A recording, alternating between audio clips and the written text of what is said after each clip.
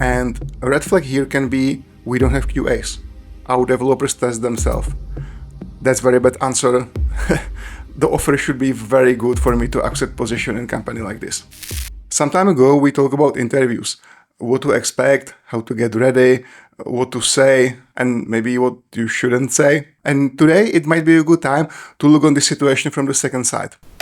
So the interview is going to an end, and now you have a time and space to ask the questions.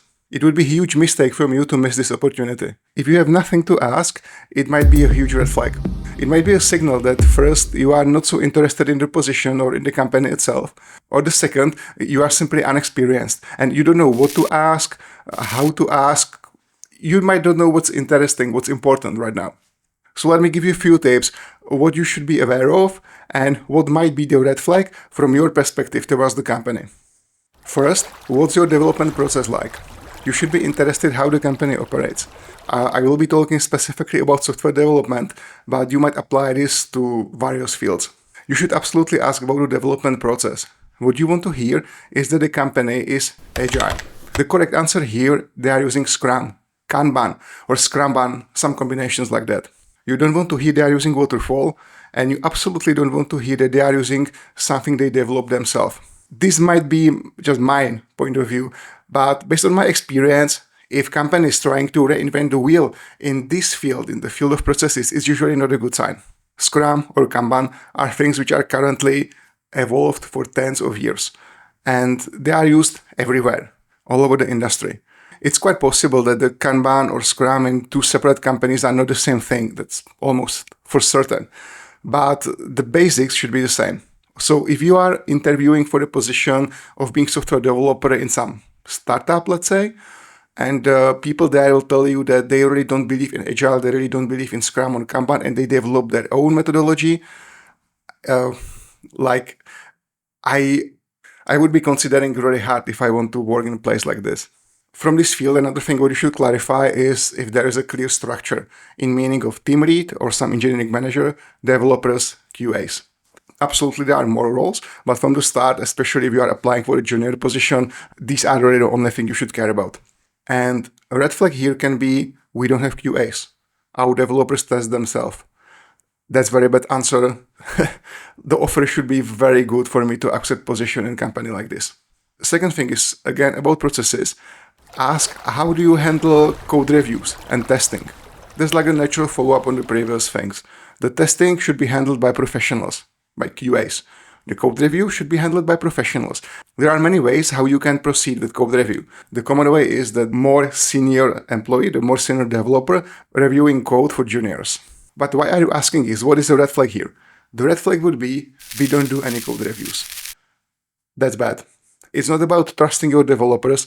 We as developers, we can have the professional blindness of many things of our code. That's happening quite commonly. So it's in your best interest to have someone else to look at your code and check if everything is all right. What I would recommend to ask about is the programs, the libraries, and the technologies themselves what the company use. From my perspective, it's always good when the company use general known tools and libraries and technologies. In the world of game dev and C++, it's not that uncommon that companies develop their own version of standard libraries. Everything what is necessary to there, like the array handling, some mathematical functions, memory allocators, it's frequently based on in-house solution. I'm not saying it's a bad thing, but you should understand, if you are part of a team who developed this, it's a great exercise. It's really fun. People love it. You need very deep knowledge about computer science, about engineering, and it's quite cool. It's really interesting to develop your own standard library. It's very interesting to develop your own renderer. Problem is that when you become familiar, you become comfortable, you are not growing in this field anymore. Imagine that after 5 years, you want to leave the company, you're going to apply somewhere else, and they are going to ask you to write the code. You might be senior developer, you don't have a problem with it. But the problem is that you don't know how to do it without these in-house based solutions.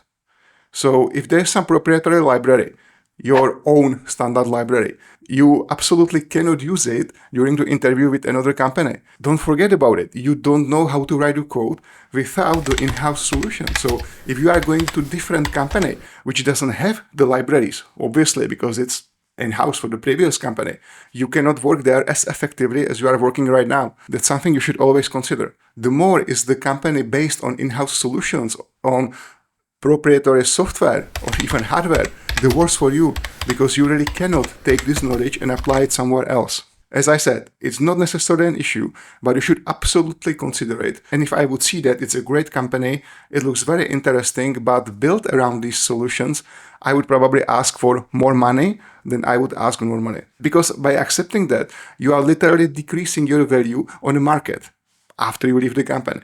Obviously, from the employer perspective, there is opposite problem. If you base your technology around, let's say, Unreal Engine, you spend years of teaching the new guy how to use it, how to work on that. And well, after the years, the guy can, like that, switch the companies. Fully trained person, you train him with your own money and he left. So from the company's perspective, it makes sense to use in-house solution, proprietary software. But as I said, it's not necessarily an issue, but be aware of that. Number 4, what I would be interested in would be what's the company approach to technical debt and refactors or maintenance in general. You know, every piece of software contains bugs and usually plenty of places which might be optimized. I still can remember when I came first day, my first job, I was software developer at Nokia. Back that time when Nokia was big and great. One of my first questions was, what actually software developers doing there, because they are selling so many phones all around the world. Well, their software doesn't have bugs, right? Well, people started to laugh. I learned that bugs are everywhere. And the company approach towards them is something what can be a red flag for you. If company doesn't want to invest towards maintenance or the fixing the tech debts, that's a bad sign.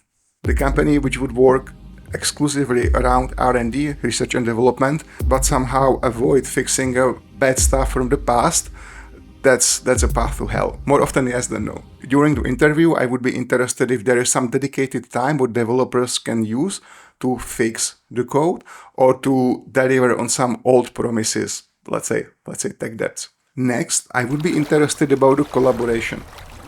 This also tells you if the company is mature enough and if they know how things shall be done in ideal case. So the part of collaboration is versioning system. Correct answer here is SVN or Git. And here again applies the things I said previously. If there is some in-house solution, some in-house versioning system, you should be really aware that if you master this system, well, in the moment when you leave the company, it means absolutely nothing. I had experience that they didn't use any versioning system. They preferred to have a USB stick with the source code and pass the USB stick around. So if company works that way and you are serious about being a software developer, that's a huge red flag. I really wouldn't recommend you to work that way and maybe look for a better place. When it comes to collaboration, it's also important how the team works together and how they communicate with management. For this, you need some system, some platform. Pretty common in our field are products from Atlassian, Jira. This is not paid or anything like that. It's just that Jira is everywhere. You are logging your hours there, you are writing your comments, and the teams can nicely communicate. It can be supported by other systems, such as Notion or Confluence, we want to stay at Atlassian, but Jira is really the base. If the answer for collaboration is that we are communicating through Google Doc or we are using Excel sheet to log out times, all of these are wrong. You need something more advanced. You need system like Jira. If company doesn't have it, it will be pain to work with. So think what is industry standard in software development or in your own field, and don't hesitate to ask if the company use them. They should. And if they don't, they should have very good reason why not. Personally, if I would be applying for a position and at interview, they would tell me that they are not using Jira, they are not even following Scrum or Kanban, I would probably avoid to work for them. If you are a junior, that's absolutely career-killing move because you are not learning what's normal in the industry. Very hard to employ somewhere else. You are simply not growing in the industry. You are growing in this very small, closed universe of the one company. Not good thing to do. The last thing, there are more things we can definitely do the second episode. What I would ask for are the benefits. You know, IT or software development, there are constantly not enough people. This might change, especially after COVID and after gaming studios or others, well, doing like plenty of layoffs. But in general, in your position, you can choose for whom you are going to work. There are some things which are pretty common. I'm not going to talk about the holidays and something like that because it's really different in Europe or in US. You should ask about the working space. Free coffee, free tea is absolute standard. That's simply how it is. I'm not even mentioning free water. You should have an option to work remotely. So ask in advance, can you be at home all the time? Should you be in the office one time per week? What are the rules about it? Pets in the office. It might be surprising to you, but again, it's very common to have your dog with you. For some people, it might be uncomfortable. Another thing might be company breakfast. Is company serving a food? If yes, how often? What type of food? You might go as high as company paid gym or yoga lessons. These things might be very minor, but if you have several great offers, these details might be the thing which push you towards one direction. So know them in advance. And that would be it. I guess the most important thing is that ask the questions which will shed a light on how far the company works from the industry standards. And if it's very far and you are junior, run away. If you are a senior, it might be interesting, but I can imagine you might be very bothered by seeing that the company works in so different way and probably not in such effective way as you used to. Because really, if there are methodologies and systems which are being developed for tens of years, they are probably good. And yes, they can be bended, they can be shifted. For instance, Scrum, how it's being taught at universities, is something completely different than Scrum in your real life. But, it's still very similar. The bones are the same, just the meat is slightly different, but it's there. If you have a question, just don't hesitate to drop a comment and see you next time.